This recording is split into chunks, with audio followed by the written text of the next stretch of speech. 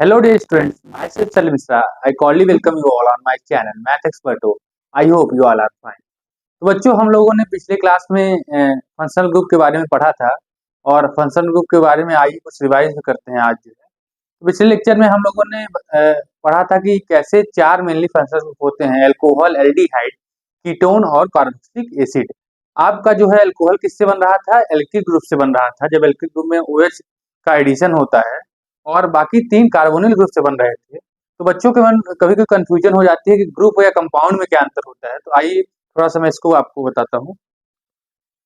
देखिए आप लोग ध्यान दीजिएगा जो है कि जैसे ये क्या है, आपका मीथेन है। क्या है?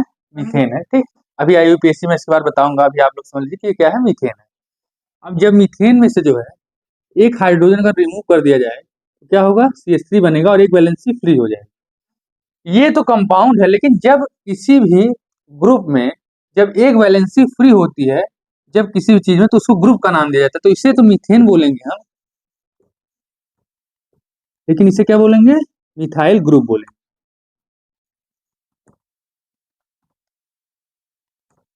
ठीक, यहाँ पे देखिए कोई भी वैलेंसी फ्री नहीं है, तो ये कंपाउंड है। बट ग्रुप किसको बोला जाता है? जिसमें वैलेंसी फ्री होती है। जैसे मैंने पिछले क्लास में आपको बताया था कार्बोनिल ग्रुप क्या होता है, जब C डबल बॉन्ड हो और दो वैलेंसी क्या हो? फ्री हो। तो उसमें भी देखिए क्या है, दो वैलेंसी फ्री है, इसलिए किसको इसको क्या नाम दे दिया गया? कार्बोनिल ग्रुप का नाम दे दिया गया। और इसमें भी एक वैलेंसी फ्री है, इसीलिए इसको भी क्या नाम दे दिया गया? मिथाइल ग्रुप का नाम दे दिया गया। अब इथेन से इथाइल बनेगा, प्रोपेन से प्रोपाइल बनेगा, ऐसे करते करते जो है तमाम सारे ग्रुप्स बन जाएंगे। तो आइए आज IUPAC के बारे में जानते हैं।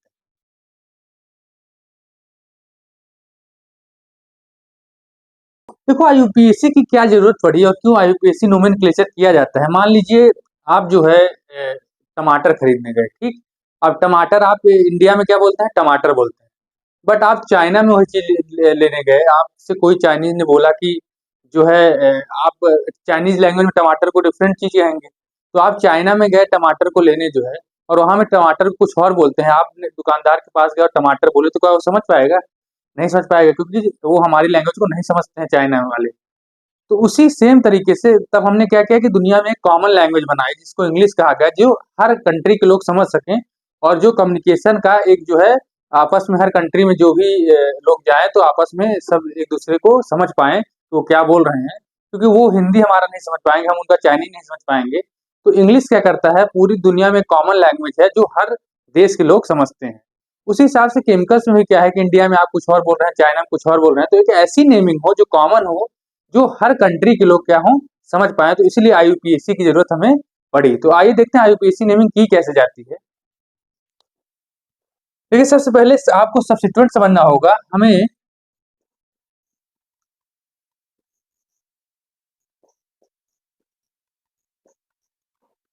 मिथाइल ग्रुप या सारे एल्किल ग्रुप्स में मिथाइल ग्रुप हुआ या इथाइल ग्रुप हुआ, इसे क्या बोलते हैं? सब्स्टिट्यूएंट बोलते हैं। क्लोरीन, ब्रोमीन, आयोडीन ये भी किस में आते हैं? हमारा सब्स्टिट्यूएंट्स में आते हैं। अब सब्स्टिट्यूएंट आप याद रखिएगा, क्लोरीन, ब्रोमीन, आयोडीन, इनको क्या बोला जाता है? हैलोजेंस भी बोला जाता है। क्लोरीन, ब्रोमीन, आयोडीन क्या बोला जाता है? हैलोजेंस भी बोला जाता है। फ्लोरीन भी उसमें होता है, बट फ्लोरीन रिएक्शन में ज्यादा इन्वॉल्व नहीं होता है, तो इसलिए फ्लोरीन को यहाँ पे नहीं लिखा है मैंने। तो क्लोरीन, ब्रोमीन और आयोडीन और ये मिथाइल ग्रुप या इथाइल ग्रुप किसमें आते हैं? हमारे सब्स्टिट्यूएंट में आते हैं। और वर्ड रूट क्या होता है? जैसे हम ले लिए कार्बन, किसी भी कंपाउंड में सिंगल कार्बन ले लिए तो उसको क्या बोलेंगे? मेथ बोलेंगे। और किसी भी कंपाउंड में दो कार्बन है तो क्या बोलेंगे? एथ बोलेंगे। तीन कार्बन के लिए प्रॉप बोलते हैं, चार कार्बन के लिए ब्यूट बोलते हैं, और पांच कार्बन के लिए क्या बोलते हैं? पेंट बोलते हैं। ऐसे छह के लिए हेक्स, सात के लिए हेप्ट, आठ के लिए ऑक्ट, नौ के लिए नॉन और 10 के लिए डेक बोलते हैं। तो इसे क्या बोला जाता है? इसको रूट वर्ड बोला जाता है। ठीक, इसको वर्ड रूट या रूट वर्ड बोला जाता है। जब किसी भी कंपाउंड में, किसी भी हाइड्रोकार्बन में एक कार्बन प्रेजेंट रहता है तो मेथ होता है, दो प्रेजेंट रहता है तो एथ रहता है, ऐसे करके वहां पे नेमिंग की जाती है। उसके बाद बॉन्ड कैसा प्रेजेंट है ये डिपेंड रहता है। अगर किसी भी जो है कंपाउंड में कार्बन और कार्बन के बीच सिंगल बॉन्ड प्रेजेंट है तो हम वहां पे क्या लिखते हैं? एन लिखते हैं। कार्बन और कार्बन के बीच में डबल बॉन्ड प्रेजेंट है तो क्या लिखते हैं? इन लिखते हैं। और कार्बन और कार्बन के बीच में ट्रिपल बॉन्ड प्रेजेंट है, क्या लिखते हैं? आइन लिखते हैं। ठीक, ये बॉन्ड पे डिपेंड करता है। अब उसके बाद सिमिलर थिंग, जैसे मान लीजिए किसी भी जो है कंपाउंड में आपका जो है एक से सब्स्टिट्यूएंट दो बार प्रेजेंट है। मान लीजिए यहाँ पे मिथाइल ग्रुप ही है वो 2 बार प्रेजेंट है, तो वहां पे क्या यूज करते हैं, डाई यूज करते हैं, ये ट्राई यूज करते हैं। ठीक, तो सिमिलर थिंग जब एक से ज्यादा बार प्रेजेंट हो तो वहां पे डाई और ट्राई यूज करते हैं। और फंक्शनल ग्रुप मैंने आपको बताया था पिछली क्लास में 4 फंक्शनल ग्रुप के बारे में, ओएच के बारे में। इसके लिए क्या सफिक्स यूज करते हैं, इसके लिए ऑल यूज करते हैं। उसके अलावा मैंने बताया था आप लोगों को कीटोन के बारे में, कीटोन के लिए क्या यूज करते हैं, ऑन यूज करते हैं। एल्डिहाइड के लिए क्या यूज करते हैं, अल यूज करते हैं। और कार्बोक्सिलिक एसिड के लिए क्या यूज करते हैं हम लोग, ऑइक एसिड यूज करते हैं।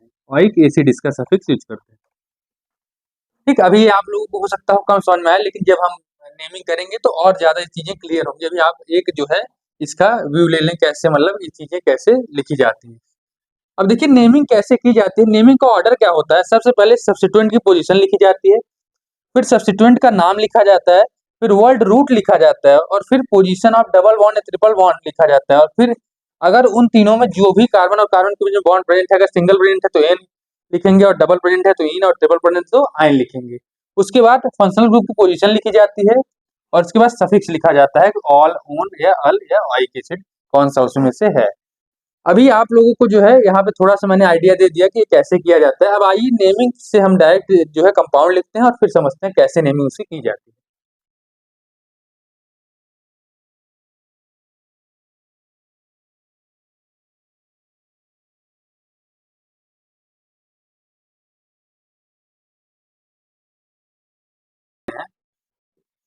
जैसे मान लेते हैं कार्बन और कार्बन, ये कंपाउंड का हमें नेमिंग करना है। आप सभी को पता है कि कार्बन के कितने हाथ होते हैं, 4 हाथ होते हैं।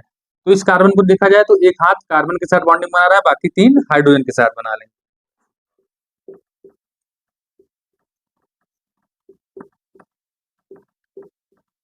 ठीक, इसकी नेमिंग की जाए। ये क्या है, एक एल्केन है। आप दो सब लोग को दिख रहा हो कार्बन और कार्बन के बीच में कैसा बॉन्ड है, सिंगल बॉन्ड है। इसकी अगर नेमिंग देखी जाए तो इसमें देखिए क्या कोई भी सब्स्टिट्यूएंट प्रेजेंट है, नहीं प्रेजेंट है। वर्ड रूट, तब हम वर्ड रूट लिखेंगे। कितने कार्बन है, 2 कार्बन है, तो क्या वर्ड रूट होगा, एथ होगा। उसके बाद हम देखेंगे कि डबल बॉन्ड ट्रिपल बॉन्ड है, नहीं है, तो इसकी पोजीशन को लिखने की कोई जरूरत नहीं।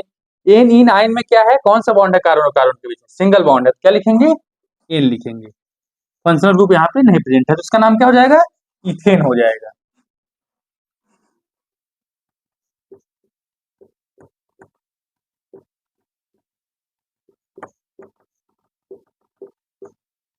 यहाँ पे देखा जाए तो यहाँ पे भी कोई सब्स्टिट्यूएंट और कोई फंक्शनल ग्रुप नहीं दिख रहा है। ठीक, तो सबसे पहले वर्ड रूट क्या होगा इसका, 2 कार्बन प्रेजेंट है, क्या होगा, एथ। बट यहाँ पे कार्बन और कार्बन के बीच में कैसा बॉन्ड प्रेजेंट है, डबल बॉन्ड प्रेजेंट है, तो क्या लिखेंगे, इन लिखेंगे। ठीक, तो यहाँ पे हम लोगों ने देख लिया कि ये सिंपल कंपाउंड से इनकी नेमिंग कैसे की जाती है। क्योंकि सब्स्टिट्यूएंट और फंक्शनल ग्रुप नहीं प्रेजेंट है, तो इसलिए हम लोग इसको नहीं लिखेंगे, और यहाँ से ऑर्डर शुरू करेंगे तो वर्ड रूट लिखेंगे सबसे पहले, और डबल बॉन्ड ट्रिपल बॉन्ड की पोजीशन भी लिखी जाती है। यहाँ पे इसी को कभी कभी क्या किया जाता है,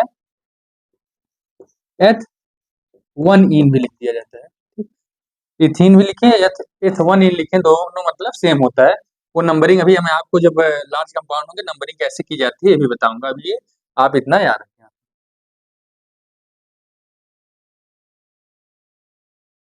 बट अगर हमें थोड़ा सा लार्ज चेन कंपाउंड मिले, जैसे ये, ठीक, ये कंपाउंड है, बाकी सब आप लोग हाइड्रोजन को बैलेंस कर लीजिएगा जो है।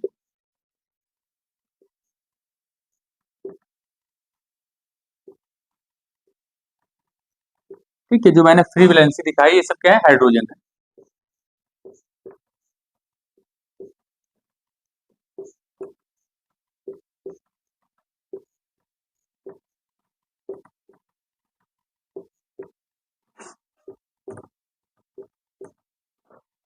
हमें इस कंपाउंड की नेमिंग करनी हो तो इसकी नेमिंग कैसे करेंगे, ये बहुत ही ज्यादा यहाँ पे, ठीक, ऐसे कंपाउंड की नेमिंग एग्जाम में आता है। तो सबसे पहले हम चेन डिसाइड करेंगे जो है कि कौन सी चेन हम लें। या तो हम इस चेन को भी ले सकते हैं, हम ऐसे भी चेन ले सकते हैं कि ऐसे, इसको भी ले सकते हैं, और ठीक हम स्ट्रेट भी चेन ले सकते हैं और इस चेन को भी ले सकते हैं नंबरिंग की थ्योरी। बट हम ऐसी चेन लेते हैं कि जिसमें हमें सबसे ज्यादा कार्बन हमें मिले। अब देखिए अगर यहाँ से नेमिंग की जाए तो 1 2 3 4, इस चेन में कितने कार्बन मिल रहे हैं, 4 मिल रहे हैं। और इसमें कितने मिल रहे हैं 1 2 3 4, इसमें भी 4 ही मिल रहे हैं। बट जब हमें दोनों में 4 मिल रहा है तो हम कौन सी चेन लेते हैं, स्ट्रेट चेन ही ले लेते हैं। तो उसके लिए चेन का जो है वो नहीं करते हैं। अब उसके बाद नंबरिंग कहाँ से की जाती है, हमने नंबरिंग उधर से की जाती है जिधर से सब्स्टिट्यूएंट या फंक्शनल ग्रुप जल्दी मिले। अब इस कंपाउंड में देखा जाए तो हम लोगों ने ये चेन ले ली, इसी को क्या बोलते हैं, पेरेंट चेन बोलते हैं। जिस चेन को हम जो है नंबरिंग के लिए जो है डिसाइड करते हैं उसी क्या बोलते हैं, पेरेंट चेन बोलते हैं। पेरेंट चेन ऐसी होनी चाहिए कि जिसमें सबसे ज्यादा कार्बन प्रेजेंट हो, ऐसी चेन होती है कंपाउंड की जिसमें सबसे ज्यादा कार्बन प्रेजेंट हो।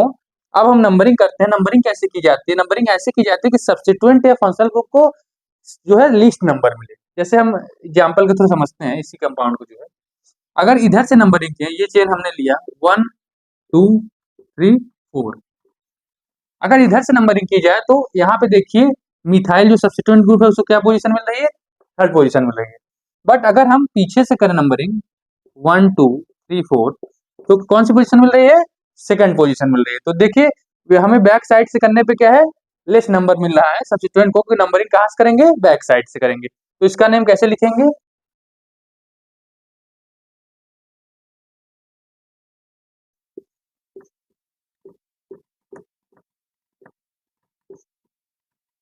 यहाँ पे हाइड्रोजन को मैंने नहीं दिखाया है, वो आप लोग लिख लीजिएगा, वो बैलेंस कर लीजिए उसको। ठीक, तो इसकी नंबरिंग कहाँ से करेंगे, बैक साइड से करेंगे। क्यों करें, क्योंकि बैक साइड से जो है सब्स्टिट्यूएंट ग्रुप को लेस नंबर मिलेगा। तो नेमिंग करते हैं बैक साइड से 1 2 3 4। ठीक, अब हम देखते हैं सबसे पहले क्या होता है, पोजीशन ऑफ सब्स्टिट्यूएंट। तो सब्स्टिट्यूएंट का पोजीशन क्या है, 2 है। ठीक, अब हमेशा याद रखिएगा नंबर और डिजिट को हम जो है डैश साइन से अलग करते हैं, जो है नंबर और, ठीक, ये हमारा नंबर है और ये क्या है, लेटर है। तो नंबर और लेटर को किससे, डैश साइन से हम अलग करते हैं। और लेटर लेटर को हम डैश साइन नहीं लगाते हैं उनके बीच में। जैसे यहाँ पे नंबर लिखा गया है, सबसे पहले क्या लिखते हैं, पोजीशन ऑफ सब्स्टिट्यूएंट लिखते हैं। तो सब्स्टिट्यूएंट की पोजीशन क्या है, 2 है, तो हमने सबसे पहले सब्स्टिट्यूएंट की पोजीशन लिखा है 2 मिथाइल। क्योंकि ये नंबर है और ये लेटर है, तो नंबर और लेटर के बीच में क्या होता है, डैश का साइन होता है ना, या नंबर और वर्ड के बीच में डैश का साइन होता है। अब हमने पोजीशन ऑफ सब्स्टिट्यूएंट लिख दिया। अब उसके बाद पोजीशन 2 है, उसके बाद नेम लिखते हैं, तो नेम ऑफ सब्स्टिट्यूएंट क्या हो गया, मिथाइल हो गया, तो हमने मिथाइल लिख दिया। वर्ड रूट क्या होगा, मतलब जो भी चेन हम ले रहे हैं उसमें कितने कार्बन प्रेजेंट है। तो 1 2 3 4, कितने कार्बन है, 4 कार्बन। तो 4 कार्बन के लिए क्या वर्ड रूट यूज किया जाता है, आप सभी को याद होगा, ब्यूट यूज किया जाता है। ठीक है, देखिए वर्ड और वर्ड के बीच में हम कोई भी वर्ड और वर्ड के बीच में डैश का साइन नहीं लगाते हैं, सिर्फ नंबर और वर्ड के बीच में लगाते हैं डैश का साइन। अब ब्यूट लिख लिया हमने क्योंकि यहाँ पे 4 कार्बन प्रेजेंट थे। उसके बाद position of double bond triple bond, double bond और ट्रिपल बॉन्ड है ही नहीं, तो पोजीशन हमें देने की जरूरत इसमें नहीं है।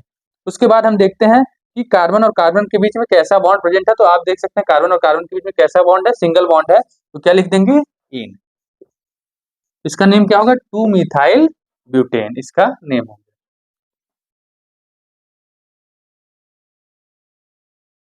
तो मैं आप सभी को हर टाइप का क्वेश्चन कराऊंगा जो बोर्ड में आ सकता है। अब अगला कंपाउंड देखते हैं।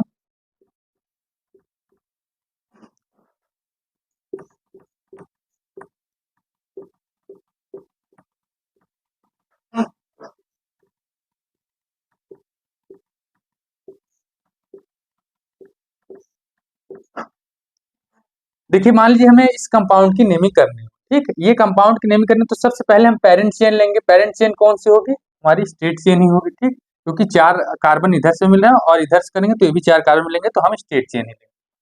उसके बाद नंबरिंग हम उधर से करेंगे जिधर जो है सब्स्टिट्यूएंट या फंक्शनल ग्रुप को लेस पोजीशन मिले। ठीक, मतलब लीस्ट नंबर मिले। तो फंक्शनल ग्रुप है नहीं, सब्स्टिट्यूएंट है हमारा, तो नंबरिंग किधर से करेंगे, बैक साइड से करेंगे, क्योंकि इधर से करेंगे तो क्या पोजीशन पे आएगा, सब्स्टिट्यूएंट थर्ड पोजीशन पे आएगा। बैक से करेंगे तो कौन सी पोजीशन पे आएगा, सेकंड पोजीशन पे आएगा। ठीक, अब इसका कैसा नेमिंग लिखेंगे, देखते हैं। सबसे पहले क्या लिखते हैं, पोजीशन ऑफ सब्स्टिट्यूएंट। अब यहाँ पे ध्यान दीजिएगा कि जो सेकंड पोजीशन है कार्बन की उसमें 2 सब्स्टिट्यूएंट प्रेजेंट है, तो कैसे लिखेंगे, 2,2। ठीक, क्योंकि 2 सब्स्टिट्यूएंट प्रेजेंट है, 2,2। फिर नेम ऑफ सब्स्टिट्यूएंट। तो एक चीज ध्यान दीजिएगा कि नेम ऑफ सब्स्टिट्यूएंट लिखेंगे यहाँ पे। अब नेम ऑफ सब्स्टिट्यूएंट के पहले ये भी देखेंगे कि ये यहाँ पे कितने प्रेजेंट है, 2 मिथाइल प्रेजेंट है, तो इसलिए यहाँ पे क्या लगा देंगे हम, डाई मिथाइल।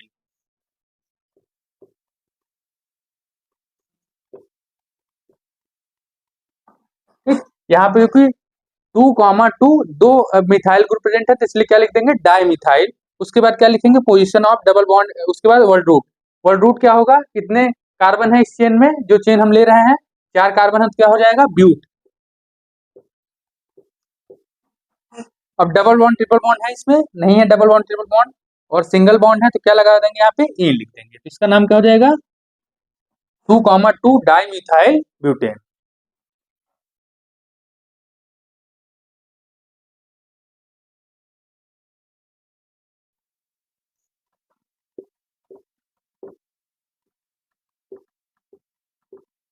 अब मान लीजिए ये हमें कंपाउंड मिला है, अब इसमें हमें नेमिंग इसकी करनी है, तो आप सभी देख सकते हैं कि इसमें जो है नेमिंग किधर से करेंगे, जो है अगर हम इधर से करें, आगे से करें नेमिंग, तो भी क्लोरीन को सेकंड पोजीशन मिलेगी, और पीछे से करें तो भी क्लोरीन को सेकंड पोजीशन मिलेगी।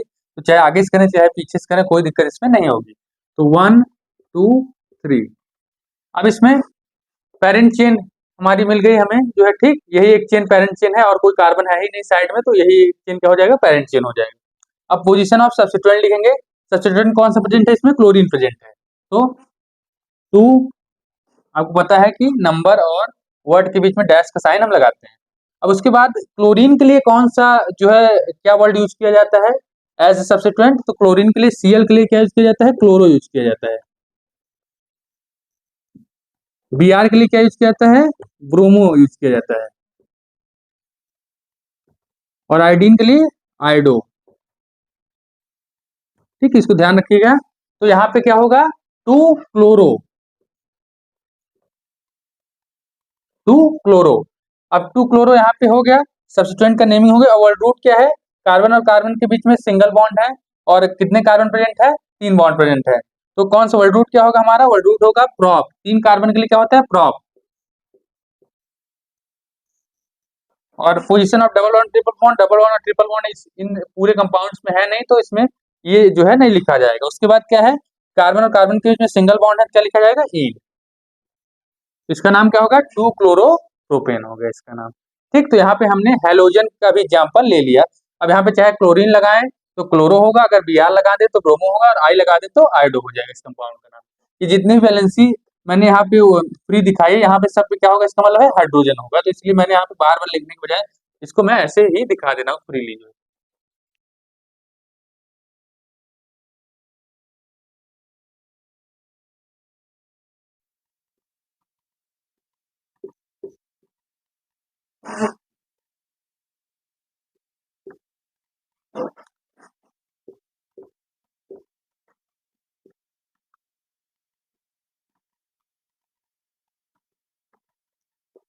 अब सपोज करिए इस कंपाउंड का अगर नेम लिखना हो, तो यहाँ पे देख सकते हैं आपकी इस पर्टिकुलर कंपाउंड में कौन सा बॉन्ड प्रेजेंट है, डबल बॉन्ड प्रेजेंट है। अब इसकी नेमिंग किधर से करेंगे, इधर से करेंगे कि इधर से करेंगे। अगर हम इधर से नेमिंग करें तो इधर जो है कोई भी, क्योंकि यहाँ पे ना कोई फंक्शनल ग्रुप प्रेजेंट है ना सब्स्टिट्यूएंट प्रेजेंट है, बट बैक साइड से करें तो 1 पे हमें क्या मिल जा रहा है, यहाँ पे फंक्शनल ग्रुप मिल जा रहा है। डबल बॉन्ड ट्रिपल बॉन्ड भी किसमें आते हैं, फंक्शनल ग्रुप में भी आते हैं। तो ठीक, यहाँ पे अगर हम बैक से करें तो हमें 1 पे क्या मिल जा रहा है, फंक्शनल ग्रुप मिल जा रहा है। बट यहाँ इधर से 1 से करें तो इधर पे हमें ना फंक्शनल ग्रुप मिल रहा है और ना सब्स्टिट्यूएंट मिल रहा है। तो नंबरिंग हम किधर से करेंगे, बैक साइड से करेंगे। नंबरिंग ऐसा करते हैं कि अगर कोई भी सब्स्टिट्यूएंट प्रेजेंट है तो उससे क्या मिले, लिस्ट जो है नंबर मिले, तो पीछे से करेंगे बैक साइड से, इधर से करेंगे 1, 2, 3, 4। ठीक, अब हमारी पेरेंट चेन मिल गई और नंबरिंग भी यहाँ पे कंप्लीट हो गई। अब उसके बाद देखेंगे यहाँ पे पोजीशन ऑफ सब्स्टिट्यूएंट। सबसे पहले किसी पोजीशन लिखेंगे, सब्स्टिट्यूएंट पोजीशन। तो आप सभी को पता है कि यहाँ पे कौन, क्लोरीन प्रेजेंट है सब्स्टिट्यूएंट, तो सबसे पहले उसकी पोजीशन लिखेंगे 3, फिर उसका नेम लिखेंगे, क्या लिखते हैं, क्लोरो, 3 क्लोरो। उसके बाद सब्स्टिट्यूएंट नेम के बाद वर्ड रूट लिखेंगे, कितने कार्बन प्रेजेंट है पेरेंट चेन में, 1, 2, 3, 4। तो क्या यूज करते हैं 4 के लिए, ब्यूट यूज करते हैं, ब्यूट। ठीक, अब वर्ड रूट कंप्लीट होगा। Position of double bond triple bond, तो double bond triple bond, double bond present है, इसकी पोजीशन क्या है, 1 है। तो देखिए यहाँ पे अगर 1 लिखना है तो आप सभी को पता है कि वर्ड मतलब लेटर और नंबर के बीच में क्या करते हैं, डैश का साइन लगाते हैं, इसको ऐसे लिखेंगे, ब्यूट 1 इन। ये यहाँ पे लिख दिया मैंने पोजीशन ऑफ। और उसके बाद पोजीशन लिखने के बाद क्या लिखते हैं, इन इन आइन, अगर ये प्रेजेंट है तो इसका नेम लिखते हैं। तो यहाँ पे इन जो है डबल बॉन्ड प्रेजेंट, तो क्या लिख देंगे, इन लिख देंगे। तो इसकी नेमिंग क्या हो गई, 3 क्लोरो ब्यूट 1 इन हो गई। ठीक है, एक बार और हम लोग देख लेते हैं इसको। सबसे पहले नेमिंग करते हैं। नेमिंग किधर से करेंगे, जिधर से फंक्शनल ग्रुप या सब्स्टिट्यूएंट सबसे कम नंबर उसको अलॉट हो। तो सबसे कम नंबर किधर से अलॉट होगा, बैक साइड से। तो इधर से नेमिंग करेंगे 1 2 3 4। सबसे पहले क्या लिखते हैं, डबल बॉन्ड की सबसे पहले सब्स्टिट्यूएंट की पोजीशन लिखते हैं, फिर सब्स्टिट्यूएंट का नाम लिखते हैं, फिर वर्ड रूट लिखते हैं, कितने कार्बन प्रेजेंट हैं, 4 कार्बन। उसके बाद पोजीशन ऑफ किसका पोजीशन लिखते हैं, पोजीशन ऑफ डबल बॉन्ड है, ट्रिपल बॉन्ड लिखते हैं। तो डबल बॉन्ड और ट्रिपल बॉन्ड की पोजीशन लिख देंगे, कितने प्रेजेंट है 1 पे, और उसके बाद जो है उसका नाम लिख देंगे ई, यहाँ पे हमने लिख दिया। तो इसकी नेमिंग ऐसे होती है। अब आइए फंक्शनल ग्रुप लगे कंपाउंड की नेमिंग देखते हैं।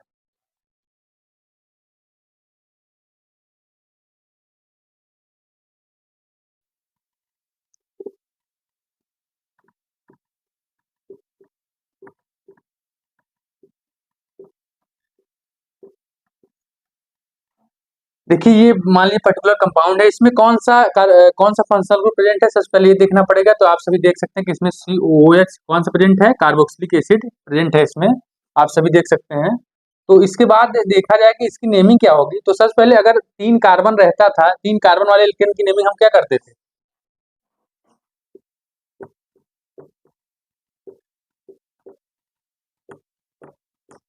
तो इसका नेम क्या था, अगर 3 कार्बन प्रेजेंट हो तो इसका क्या लिखेंगे, वर्ड रूट प्रॉप, और सिंगल बॉन्ड प्रेजेंट है तो एन लिख देंगे। ठीक, तो यहाँ पे प्रोपेन इसका नेम हो जाता था। सेम ऐसे ही नेमिंग इसकी भी करेंगे। इसमें कितना कार्बन प्रेजेंट है, 3 कार्बन प्रेजेंट है, तो क्या लिखेंगे, प्रॉप प्रॉप एन। यहाँ पे ई नहीं लगाएंगे, ई हटा के, क्योंकि यहाँ पे कार्बोक्सिलिक एसिड प्रेजेंट है तो ई हट जाता है और क्या लग जाता है यहाँ पे, इसके लिए सफिक्स क्या यूज किया जाता है, आप सभी को पता है कि कार्बोक्सिलिक एसिड के लिए ओइक एसिड लिखा जाता है इसका सफिक्स। तो यहाँ पे प्रोप एन लिख देंगे, प्रोपेन तक लिखेंगे, ई हटा के यहाँ पे क्या लिख देंगे, क्योंकि यहाँ पे क्या आ गया है, COH कार्बोक्सिलिक ग्रुप आ गया है, तो इसका नाम क्या हो जाएगा, प्रोपेनोइक एसिड इसका नाम हो जाएगा। हो जाएगा नाम इसका। तो ये प्रोपेन था और यहाँ पे COH ग्रुप आ गया सेम इसी से बना हुआ है, तो यहाँ पे क्या आ गया, प्रोपेनोइक एसिड आ गया इसका नेम। तो आप सभी इसको समझ पाए।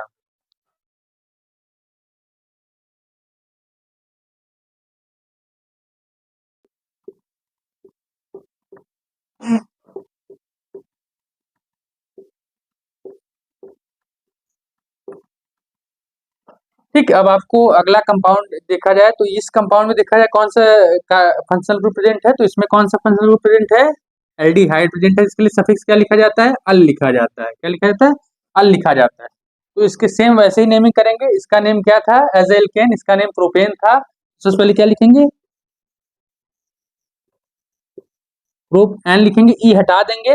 अब क्योंकि यहाँ पे क्या प्रेजेंट है, एल्डिहाइड प्रेजेंट है, तो ई हटा क्या लिख देंगे, अल। इसका नाम क्या हो जाएगा, प्रोपेनल हो जाएगा। इसका नाम क्या हो जाएगा, इसका नाम प्रोपेनल हो जाएगा।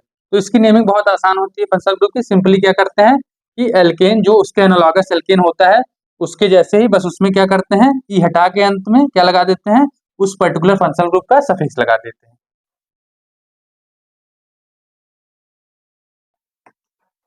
अब हम ऐसा कंपाउंड देखते हैं जिसमें क्या प्रेजेंट रहता है, जिसमें फंक्शनल ग्रुप भी प्रेजेंट हो और सब्स्टिट्यूएंट भी प्रेजेंट हो, तो उसकी नेमिंग कैसे करेंगे, आइए ऐसे कंपाउंड को हम देखते हैं।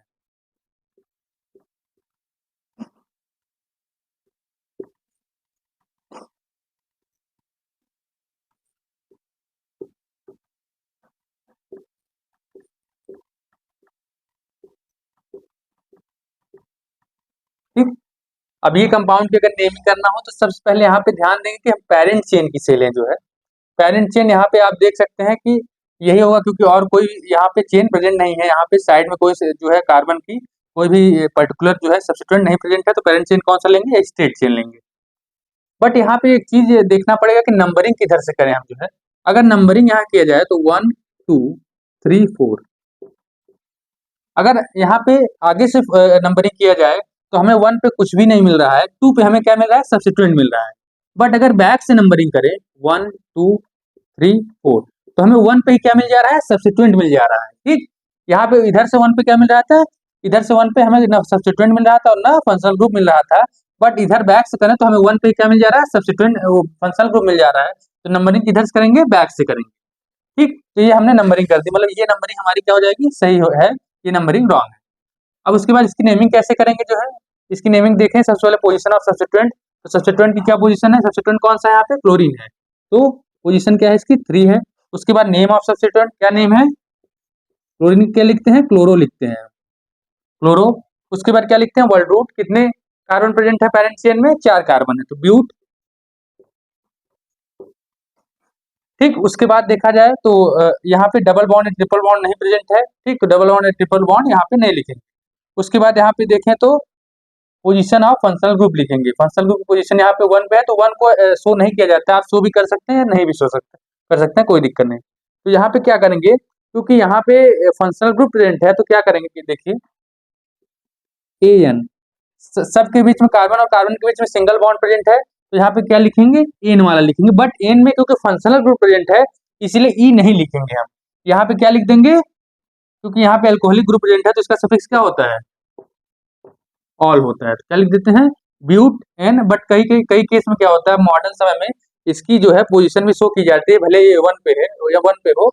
एक्चुअली पहले क्या किया जाता था कि 1 की पोजीशन नहीं शो की जाती थी, क्योंकि वो अगर आप ऑल लिख दे रहे हैं बिना उसका पोजीशन शो किए, तो वो ऑलरेडी अंडरस्टूड होता है कि वो 1 पे ही होगा OH। बट अब नेमिंग में क्या किया जाता है कि उसकी पोजीशन लिखी जाती है।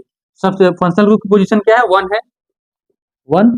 उसके बाद इसका सफिक्स क्या है, suffix of functional group all. इसके नाम क्या हो जाएगा, 3 क्लोरो ब्यूटेन 1 ऑल, इसकी नेमिंग हो जाएगी। तो आप सभी को उम्मीद है कि ये समझ में आया होगा कैसे किया गया है। एक बार फिर से देख लेते हैं। सब्स्टिट्यूएंट पोजीशन लिखा गया, फिर उसके बाद वर्ल्ड रूट लिखा गया। वर्ल्ड रूट के बाद क्या लिखा गया कि कौन कार्बन और कार्बन के बीच में सिंगल बॉन्ड बॉन्ड प्रेजेंट है, बट क्योंकि यहाँ पे फंक्शनल ग्रुप है तो ए यानी पूरा नहीं, सिर्फ एन लिखते हैं। ठीक, उसके बाद क्या लिखते हैं, पोजीशन ऑफ फंक्शनल ग्रुप लिखते हैं 1 और ऑल। आप सभी को पता है कि नंबर और वर्ड के बीच में क्या करते हैं, डैश का साइन लगाते हैं। बाकी वर्ड लेटर और लेटर को साथ में लिखते हैं, उसके बीच में कोई भी साइन नहीं लगाते हैं। ठीक? तो ये आप सभी को उम्मीद है कि आज IUPAC नेमिंग समझ में आई होगी। बाकी कोई भी IUPAC नेमिंग आपको ना समझ में आए तो आप मुझसे पर्टिकुलर भी व्हाट्सएप चैनल या टेलीग्राम चैनल के थ्रू पूछ सकते हैं। आप सभी को ये आज मैंने हर टाइप के सवाल कराए कि जो भी बोर्ड में आ सकते हैं। अभी इसके बाद जो है कीटोन प्रेजेंट है, कीटोन के भी एज इट इज होती है नेमिंग जो है। बस एक चीज ध्यान रखना है आपको फंक्शनल ग्रुप के ड्यूरिंग, कि जैसे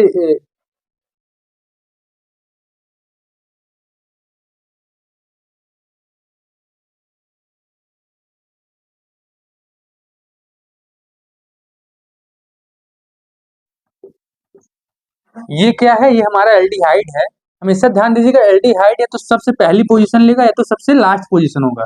और कीटोन की पोजीशन हमेशा क्या रहेगी, पहले और लास्ट के बीच में रहेगी, चाहे जिस भी पोजीशन पे हो जो है पर्टिकुलर कंपाउंड में। और एल्डिहाइड या तो एकदम पहले कार्बन पे रहेगा या तो एकदम लास्ट कार्बन एज एल्डिहाइड होगा। बट यहाँ पे आप देखेंगे कि कभी भी जो है फर्स्ट या लास्ट पोजीशन कीटोन ग्रुप को नहीं मिलती है, बीच की पोजीशन यहाँ पे कीटोनिक ग्रुप की रहती है। तो इसकी नेमिंग क्या होगी, इसकी नेमिंग होगी 3 कार्बन है तो प्रोपेन। फंक्शनल ग्रुप है तो ई नहीं लिख के क्या लिखेंगे, अल लिखेंगे। यहाँ पे कौन सा ग्रुप है, एल्डिहाइड है, तो इसलिए क्या लिख देंगे, अल लिख देंगे। इसकी नेमिंग भी सेम एडिटिव हो जाएगी, प्रोपेन। और यहाँ पे आप सभी को पता है कि कौन सा सफिक्स यूज किया जाता है कीटोन के लिए, ऑन यूज किया जाता है, तो प्रोपेनॉन हो जाएगा इसका नेम। क्या हो जाएगा, प्रोपेनॉन हो जाएगा इसका नेम। तो नेमिंग बहुत ही सिंपल है, बस आपको कुछ चीजों का ध्यान देना है कि पेरेंट चेन हम किसे लें, और नंबरिंग किसके समय एक से ध्यान दें कि सब्स्टिट्यूएंट या फंक्शनल ग्रुप को सबसे लीस्ट नंबर मिले, लीस्ट पोजीशन मिले। अगर आगे से लिस्ट मिल रहा है तो आगे से करें, अगर पीछे से मिल रहा है तो पीछे से करें। उसके अलावा ये भी ध्यान दें कि डबल बॉन्ड ट्रिपल बॉन्ड उसमें प्रेजेंट है कि नहीं प्रेजेंट है, और उसके अलावा कौन सा फंक्शनल ग्रुप प्रेजेंट है। हर फंक्शनल ग्रुप के अलग अलग सफिक्स होता है, तो उसको भी यहाँ पे ध्यान दें। अगर फंक्शनल ग्रुप प्रेजेंट है तो ANE नहीं लिखा जाता है, उसमें क्या लिखा जाता है, ई को हटा के उस पर्टिकुलर फंक्शनल ग्रुप का सफिक्स लिखा जाता है। तो उम्मीद है आप सभी को आज का लेक्चर पसंद आया होगा। अगले लेक्चर में मैं आपको ऐसी रिएक्शंस बताऊंगा जो एग्जाम में सीधा सीधा आता है, और आपको मैं एक ऐसा सवाल भी बताऊंगा जो लगभग पेपर में हर साल पूछा जाता है। टेस्ट के ऊपर भी सवाल आते हैं कि जैसे आपको मान लीजिए कि एक बीकर में आपको एल्डिहाइड दिया जाए और एक बीकर में आपको कीटोन दिया जाए, तो आप कैसे पहचानेंगे कि इसमें एल्डिहाइड प्रेजेंट है, इसमें कीटोन प्रेजेंट है। ये भी मैं आपको अगले लेक्चर में बताऊंगा। आप सभी को बहुत बहुत धन्यवाद।